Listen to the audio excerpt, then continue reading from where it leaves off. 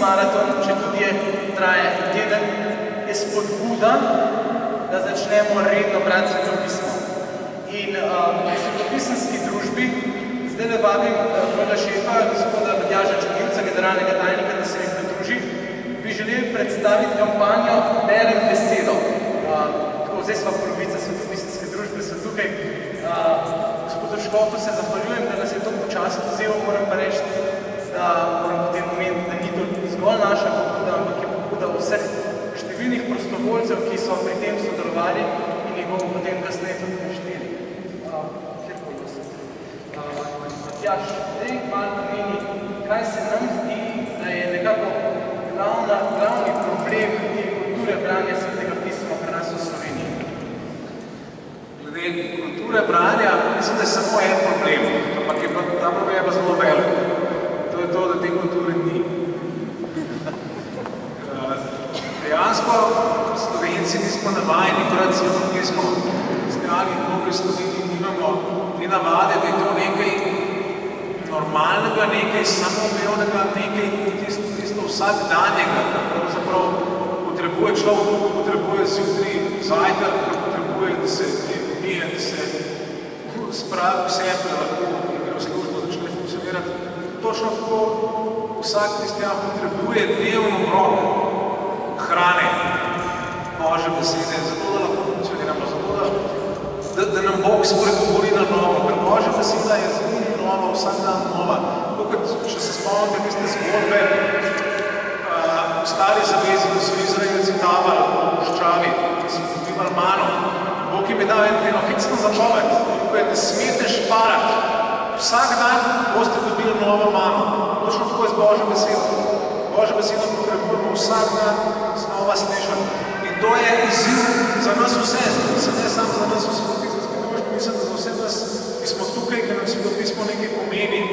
Izziv je, kako lahko spodbudimo naše prijatelje, naše znance, sorodnike, sodelavce. Kako jim lahko damo en tak dober, nevsiljiv, ampak vsem jasen izziv, eno spodbudo, začeti redno brati Sveto pismo.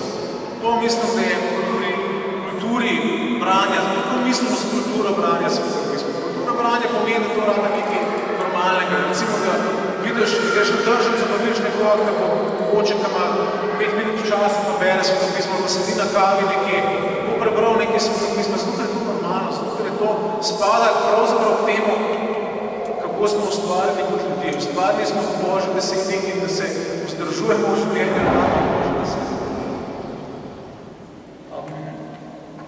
Škof Jannik je že omenil leto vere, je omenil, da je ta čas posebej v katoliški cerkvi, ampak sem prepričan, da tudi za ostale cerkve velja, da čutimo potrebo, da poglobimo svojo vero.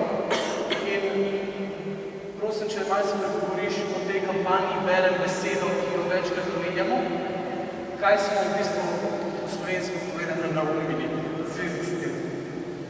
Ja, kot je Škof res izredno lepo nam povedal, sem zelo vesel teh besed.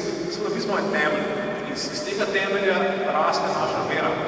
Apostol Pavel to sam v pismu Rimljanom tako lepo pove, da je vera iz poslušanja poznanila, pa se približalo Kristusovo besedo. Se pravi, tako naša vera raste, da idemo z odprtim, iskrenim srcem pred Božjo besedo, jo poslušamo in ko jo res poslušamo, naša vera raste. Božja beseda ustvarja vero iz nič, lahko rečemo. Ko Božja beseda najde ušesa in poslušajo, vera raste, vera se krepi, vera se gradi.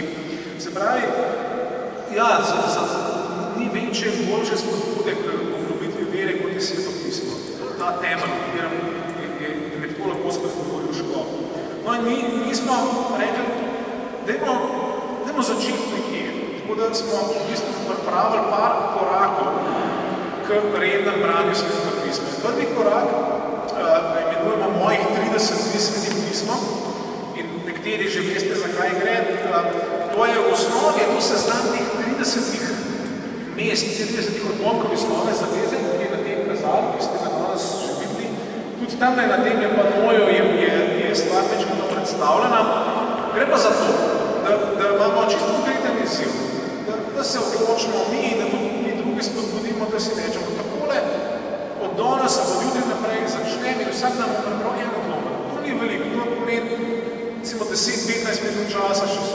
vzameš večkrat časa za moliti prej, ker je zmeri dobro, da večkrat molimo najprej, da se glasimo na to, kar nam bo mogoče povedati, da seveda potem, da imamo večkrat časa, da razmislimo, kaj smo zdaj to prebrali, pa da premislimo, kaj pa zdaj to pomeni za nas.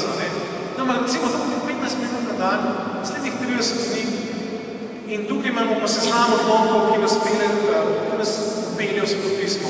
Te odlomki so samo iz evangelijev in iz apostolskih del. Zakaj? Zdelo se nam je dobro, da začnemo tam, kjer moramo kristjani vedno začeti pri Jezusu. In evangeliji nam prinašajo Jezusove besede, njegova dejanja, vidimo, kaj bo govoril, kako je ravnal, kakšen je tudi nas, kako je sprejel grešnike, kot smo slišali. To je prvo, kar rabimo. Potem je tudi še zgodba apostolskih del, kako se ta stvar z Jezusom ni končala, ampak kot je Jezus rekel, v bistvu je zame še boljš, da grem, če to se tako nazdi, ker bo prišel Sveti Duh in bo to delo nadaljevalo. V apostolskih delih pravzaprav vidimo delovanje Svetega Duha, kako se ta Jezusova stvar, ki je Jezus začel, nadaljuje. Zato smo za teh prvih 30 korakov, imamo 30 odlomkov iz evangelijev in apostolskih del. Menimo pa naslednje, da človek, ki se odloči, ki redno bere, marsikomu se bo zgodilo, da potem mogoče več. Zato je pa takoj v naslednjih korakah, pa saj kot eden od možnih naslednjih korakov, postavimo potem daljši seznam, ki ima 100 odlomkov in gre iz celega Sveta pisma. Spet gre za, recimo, glavne ali pa najpomembnejše zgodbe, tako da če preberete 100 odlomkov, boste imeli vsaj približno in občutek, kaj da, recimo, veliki lok pripovedi v Svetem pismu. Kaj bo delal v človeški zgodovini?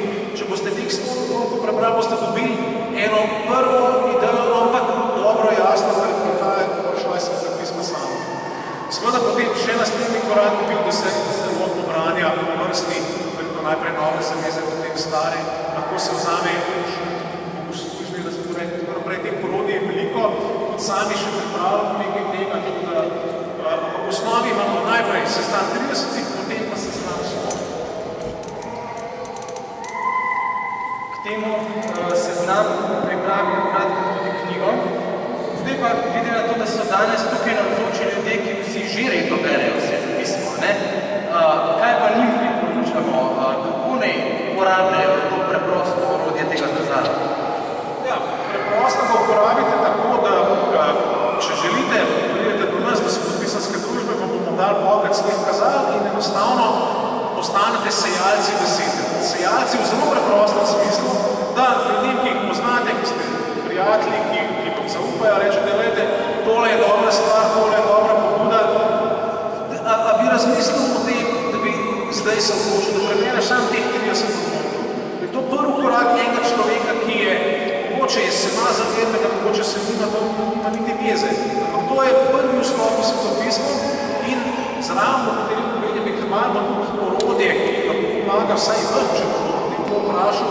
Namreč za vsakega od teh odlomkov bo recimo neka taka zelo enostavna razlaga, pa nekaj vprašanj v zvezi z molitvijo, ampak predvsem razlaga bo šla v svet, kako to uporabam v mojem življenju, kaj zdaj to zame pomeni. Kaj se v mojem življenju spremeni zdaj zaradi tega, da se prebral. Ne bo šlo v smer teologije, visoke, recimo, ampak v smer prakse. Torej, zdaj je čas milosti, zdaj je čas odrešenja in zdaj je čas odločitve. Danes vas res vabimo, da se odločite.